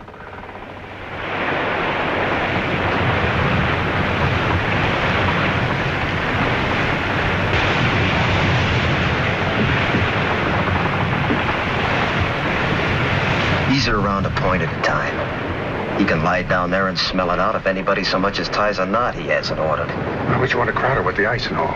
Well, make it as fast as you can. I gotta get him to Montevideo. And what about his compass, sir? The one by his bed. That's the first thing he looks at in the morning. Yeah, I've thought about that. Oh, no, sir. Oh, no. You mean you want me to go right in there and bust his compass? You don't know what you're asking.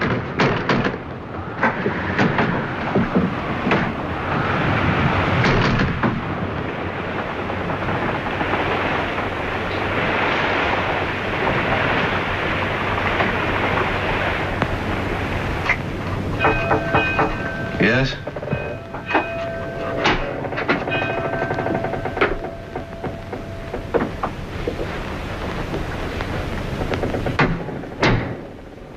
Mr. Sewell granted permission, sir. What is it, Chet? A personal matter, sir. Good. You say he's pretty sick. How sick is he, Mr. Lunceford? I'm afraid it's pretty bad. I was just thinking. What do you think I ought to do? What do you want to do? Thought I'd go down and see him. Well, what do you want to say? I'd like to tell him. Sorry, he's sick. That's not enough, Jed. I wish you could find something better you wanted to say.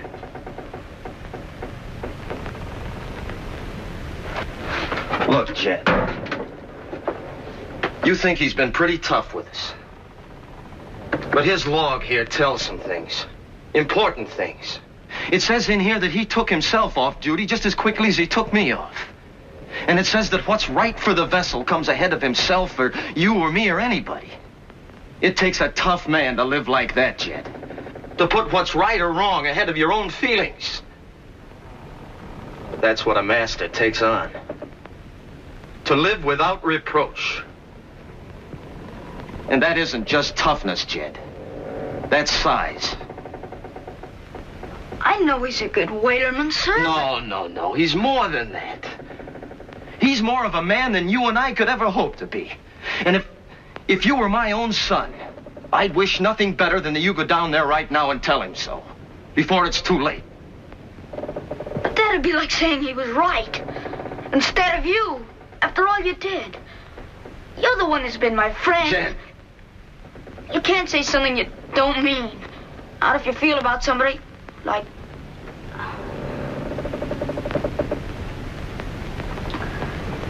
Please, sir, may I go now?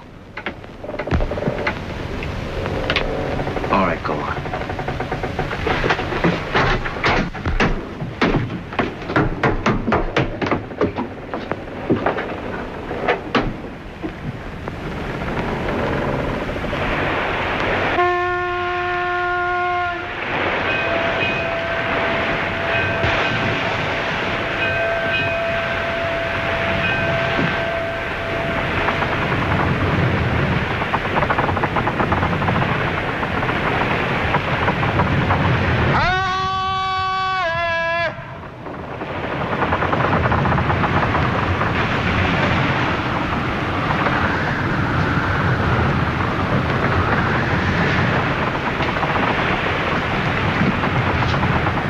Like the ice. You can feel it out there blowing its cold breath down the back of your neck.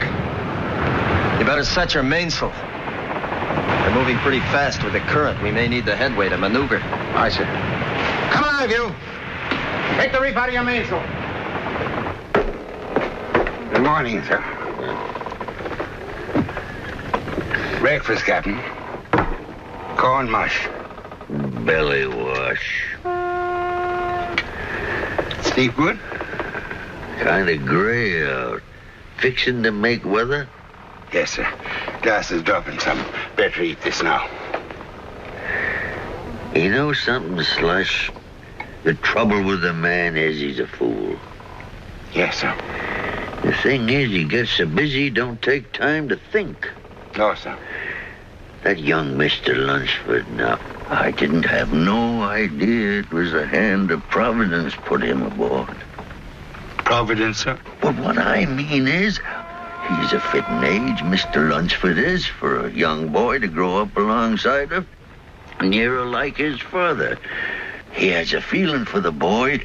He went after him that night, didn't he?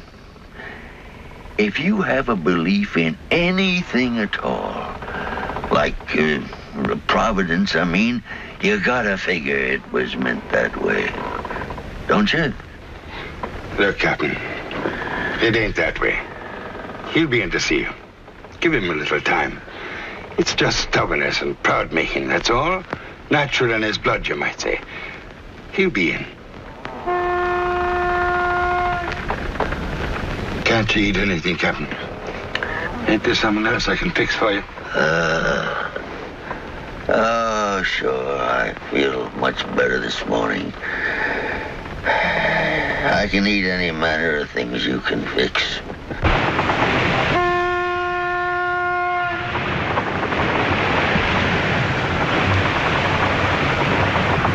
Keep alive, Blair. She may have to answer pretty quickly. Aye, sir.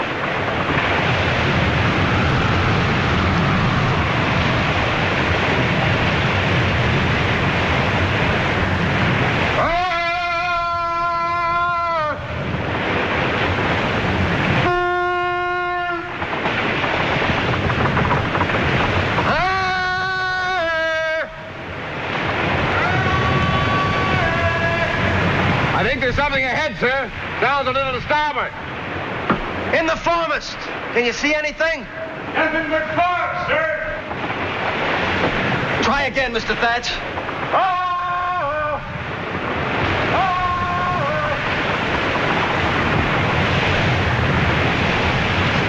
Ice to starboard! Ice to starboard! Starboard, hard! Hard over!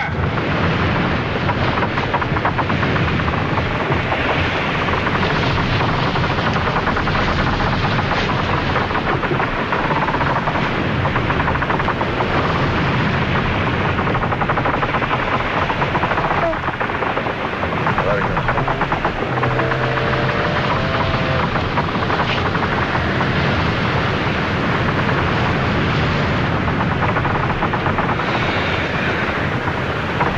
Well, still holding. Broke out of that fog just in time.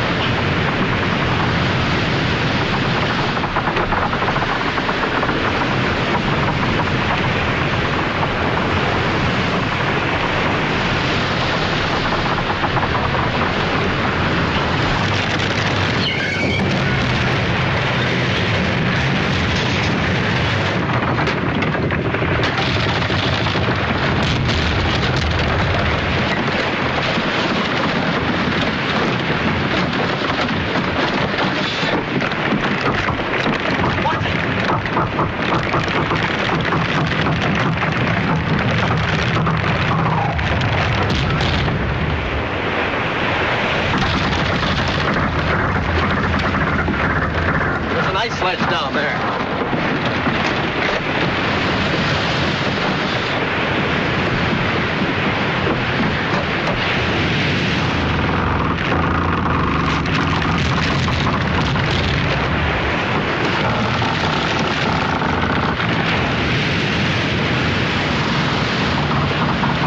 Damage is below the water line, but she's on a ledge of ice. Thatch, put a crew on the pumps. Roger! Let the school! Send some men below to stand by for repairs. Aye, sir.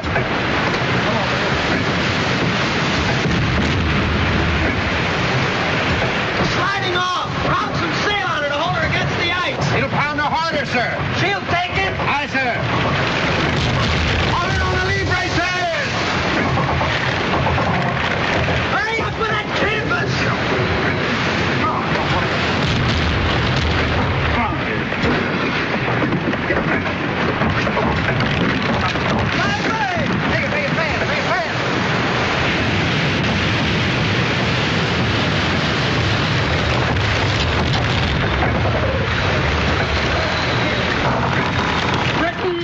Aye, sir. Manchester! Aye, sir.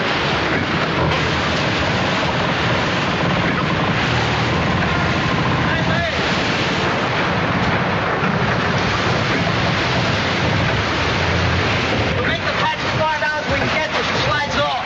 Rick, you take the foul line. Manchester, come with me. Aye, sir.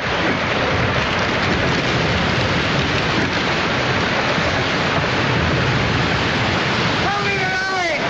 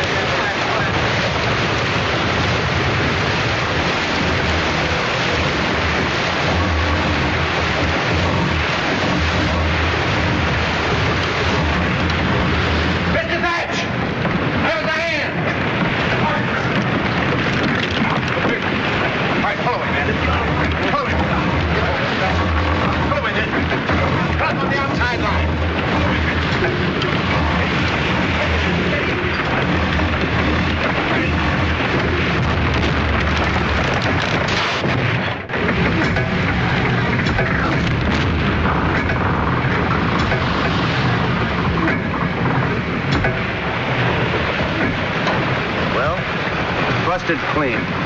That's fine. That's all I needed. He's dead, sir. Smashed all to the devil. You'd better take over, Mr. Sewell. Have Thatch take Sykes and Rumley. Three's all that can work down there. I don't know if they'll go. Mr. Thatch might. I don't know about the others. Every one of them knows that likely it won't work. But anyways, have a chance in the boats. Get the boats ready to abandon ship.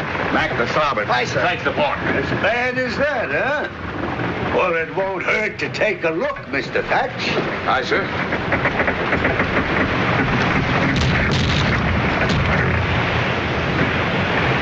Kind of tough sometimes to own a quarterdeck, young fella.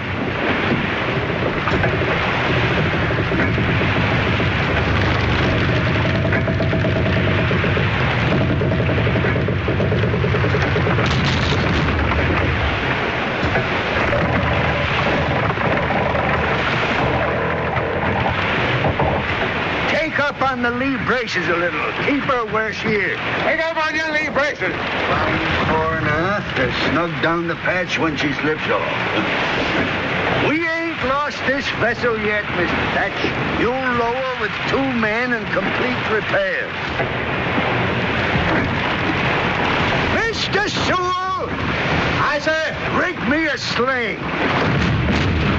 Mr. Sykes! Aye, sir. You'll go overside with Mr. Thatch, pass the lines under the vessel. Work in the sling if necessary. Mr. Rumley, you'll work with Mr. Thatch to secure the patch to the vessel far down as we can take it. Aye, sir. Get busy there, Sykes. What's the matter with you? Hurry up with that sling! Oh, that sling!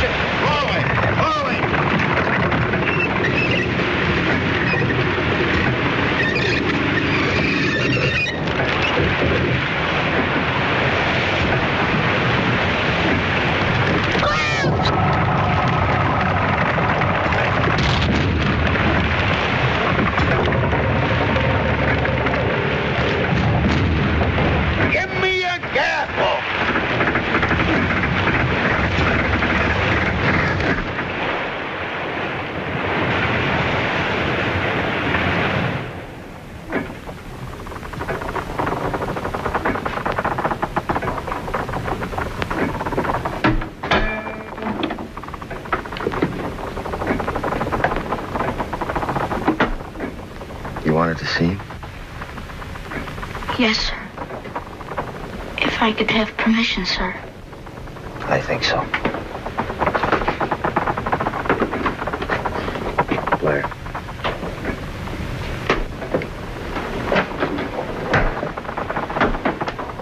How's he feeling, sir? Not so good yet.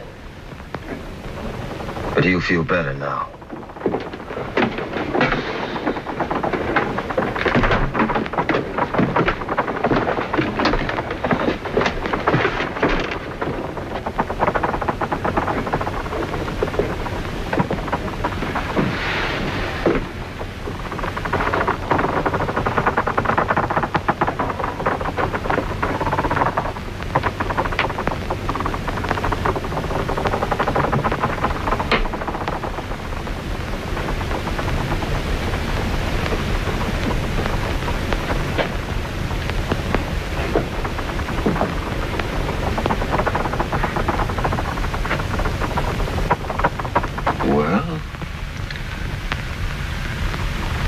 Are you feeling better, sir? Oh, well enough. If I don't have to get up no more. Help young fellas out of holes they get into. You wanted to speak to me? Yes, sir. Mr. Thatch asked me to pay his respects to you, sir. They tell me Mr. Thatch ain't likely to make it. No, sir. Pneumonia, Mr. Blair says. A proper real man, Mr. Thatch. Breton the same. All of them good men. Yes, sir. Mr. Thatch told me that night out there when your boat was stove, you held yourself like a man. Yes, sir. I mean... Anything else? Yes, sir. I wanted to say... to withdraw my request to be put ashore. I mean, I think maybe I can see now why it has to be like that when you're a master. I mean... And... What are you trying to say, boy? Oh, damn.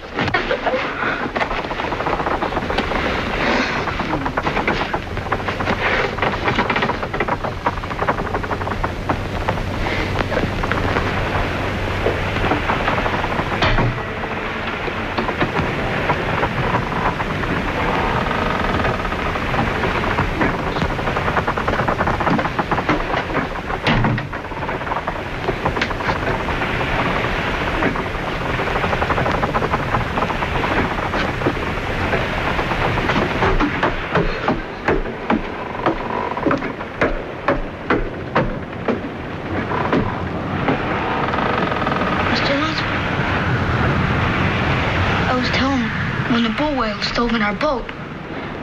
He wanted to know all about it, he said. And then he didn't answer anymore.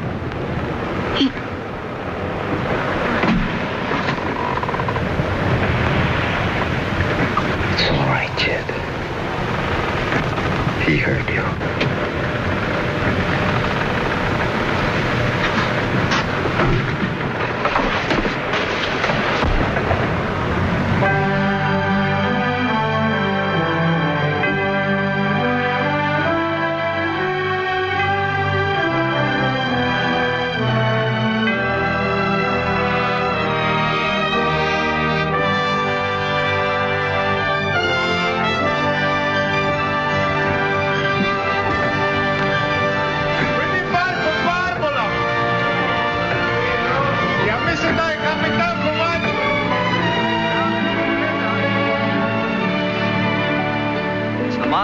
I think, out of Boston. You know what parents used to call the vessels out of Boston? I can imagine. Back Bay bilge barges, he used to say. Full of codfish, cuttlefish, and carp, he used to say they were. Hey, look, I'm from Boston, mister. Not anymore you aren't, are you? He said, taking the pride out again, you'd be a Bedford man now. He said you'd likely be living in a house and taken care of. Oh, he did, huh? You will, won't you, Mr. Lunceford? Well, looks like I've got my orders. He said we'd be taking your books out and trying to bust his record. Well, I'll tell you about that. We'll try, mister. Next voyage and the next one and the one after that, we'll try. But when it comes to busting his record, I don't know, boy. Ahoy there! What vessel are you? Pride of New Bedford! 180 days out of port! Who's master aboard?